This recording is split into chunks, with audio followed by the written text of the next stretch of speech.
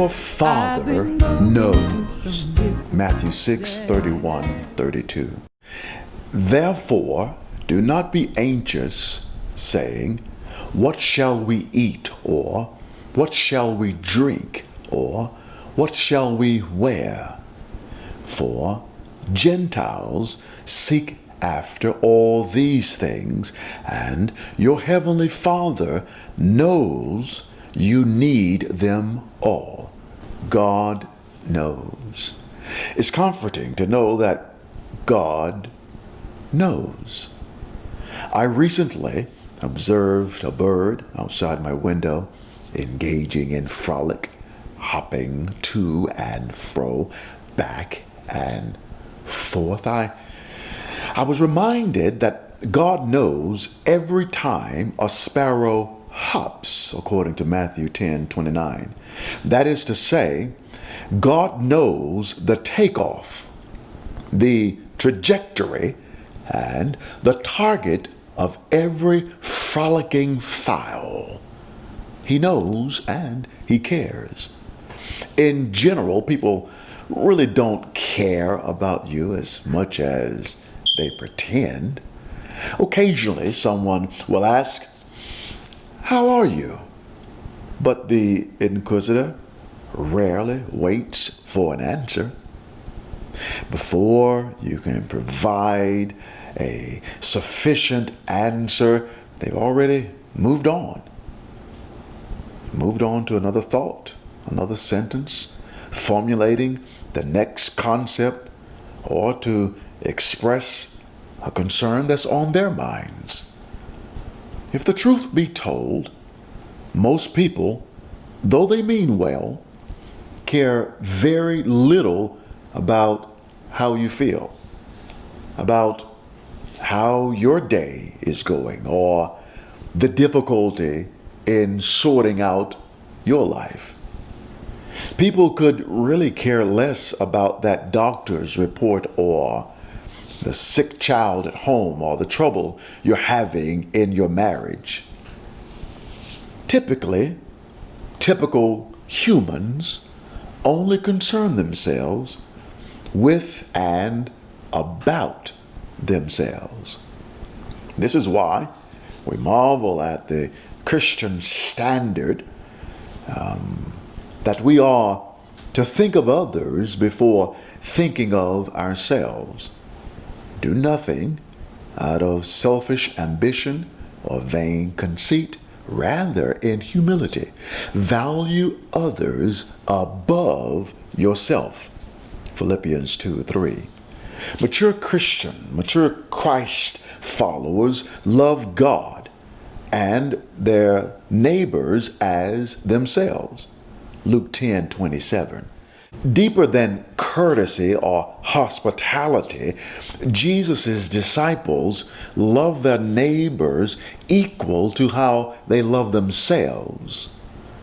The scriptures assumes correctly that humans possess an innate self-love. Now, there's nothing wrong with this innate love, a love for one's self. It is quite natural. It is only unchristian when this love of self supersedes love for God, or when our love for our fellow man fails to at least equate the love we have for ourselves. Notice that the text says, without comparison, to love God, but to love your neighbor as equal to yourself. Love God without equal, and love others equal to how you love yourself. Our love for God should supersede our love for ourselves, but our love for our neighbor should be at least as much as we love ourselves. Self-love is assumed by the scriptures. And even though we love ourselves, it's difficult to give proper contemplation and concern to the breadth of our own cares, much less to be stifled and crowded with the details of the lives of other people. Without a doubt, we are told to love God, to love our neighbor, because we would not naturally do so on our own. We fail in our commitment to love God, and we fail to express a deep concern for our neighbor. Now, we're right back where we began. We, you, I, we care little for other people's issues, but God cares. Though we fail to obey God's command to express appropriate biblical concern for our fellow man, God never fails. Though we neglect to offer attention to the very real concerns in the lives of others, God never neglects. God cares. God never fails. God never neglects. He cares for others. He cares for you. In reality, trying to keep up with everyday details in your life can prove quite overwhelming. But God does. God knows. God cares. God cares for the birds, and He cares for believers.